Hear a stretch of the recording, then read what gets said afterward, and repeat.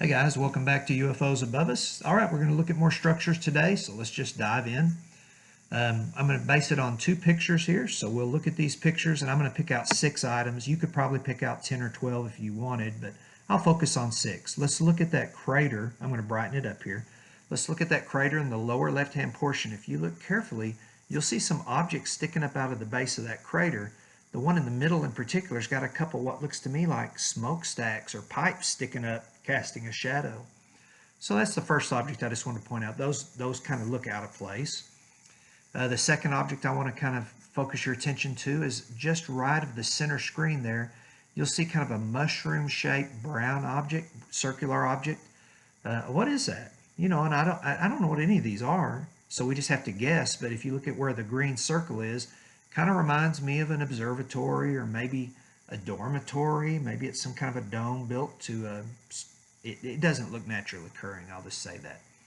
Now let's look in the area up in the upper left, circled with purple. Look at the right-hand side of that. You see a strong rectangular white section sandwiched with a gray area between it. That looks to me like a building with windows or some kind of a major structure. Here's another image of it that kind of rounds it off a little bit. It's really interesting. And then just to the right of that, you see kind of a pole sticking up with a ball on the top. Well, that certainly doesn't look naturally occurring to me. That's something man-made, I believe. All right, let's keep going. Got a lot to look at. Lower left-hand part of the screen, you'll see what looks like an X with a little circle. It kind of reminds me of the little images you see on airplane maps where it kind of gives you directions. I've got it circled in red there.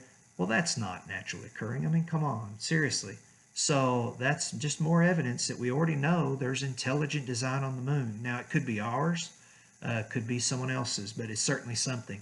If you look at the area circled in purple there, I just thought it was interesting because of the huge shadow it cast, but look just to the left of the shadow and you'll see a separate shadow and what looks to me like some kind of pipework sticking up out of the ground there. So you look at that and see what you think. But to me, it looked like a section of pipes constructed there just to the left of that shadow.